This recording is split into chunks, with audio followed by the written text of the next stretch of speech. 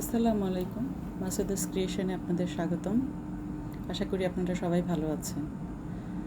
আমরা এর আগের ভিডিওটিতে এই রাউন্ড শেপটি করা শিখিয়েছিলাম। আজকে ছোট্ট একটি ডিজাইন, সিম্পল এবং খুব সহজ। চলুন দেখা যাক।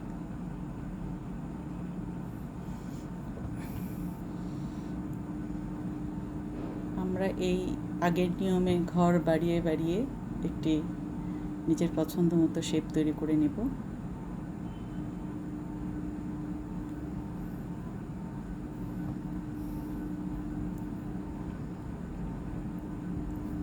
তারপরে এখানে মোট 6টি চেন করব।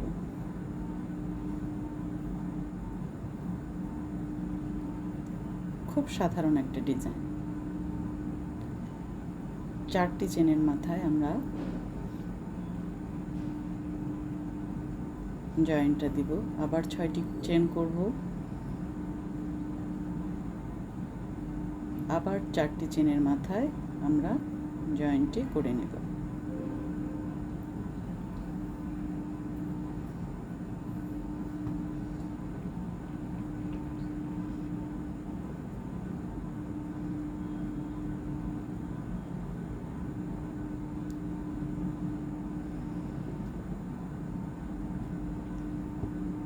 এভাবে আমরা পুরো রাউন্ডটি শেষ করব। ভিডিওতে পুরোটা দেখানো সম্ভব না, তাই আমি আগের থেকেই করে রেখেছি।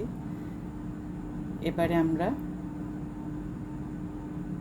আবার একটি জয়েন্ট করব, করার পরে এখানে 2টি চেন করে মাঝখানে লুপটি নিয়ে আসব।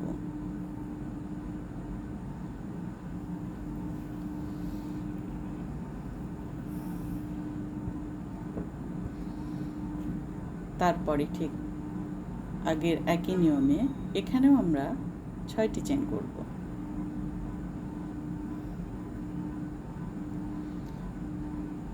তারপরে সেকেন্ড ঘরটিতে লক করে দেব। আবার আবার 6টি চেন করব।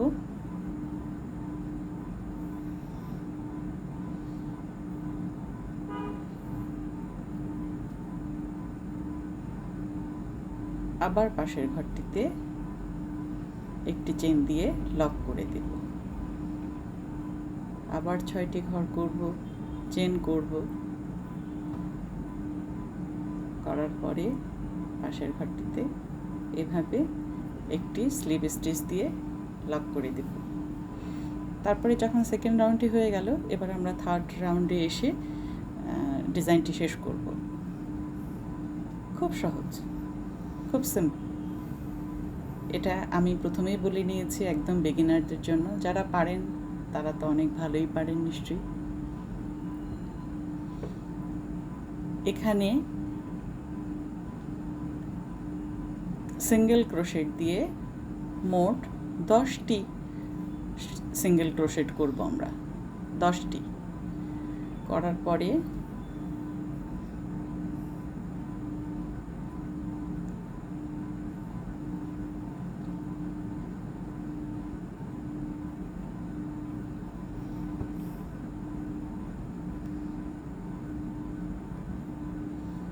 পাশের ঘরটিতে আমরা একটি স্লিপ নট দিয়ে নক করে দিব। তারপরে সেকেন্ড ঘরটিতে যেয়ে আমরা আবার সিঙ্গেল ক্রোশেট করে এখানেও ঠিক 10টি সিঙ্গেল ক্রোশেট করব।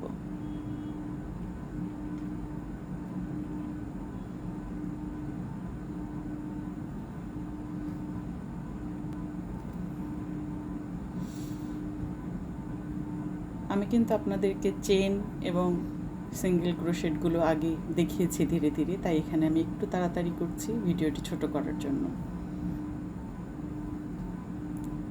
পাশের ঘরটিতে আবার একটি স্লিপ নট দিয়ে লক করে দিলাম।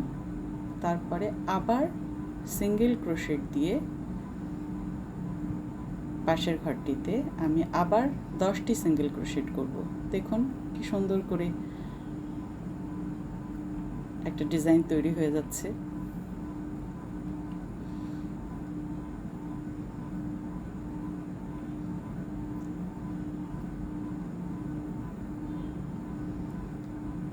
যারা আমার ভিডিওগুলো কষ্ট করে দেখেন তাদেরকে অসংখ্য ধন্যবাদ।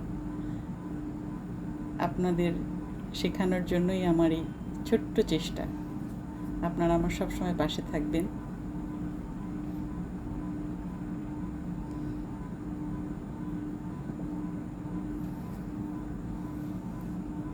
এভাবেই রাউন্ড করে আমরা পুরো ঘরগুলো একটা একটা করে শেষ করব এবং এইভাবে দেখুন লাস্টে এই রেজাল্ট দাঁড়াবে।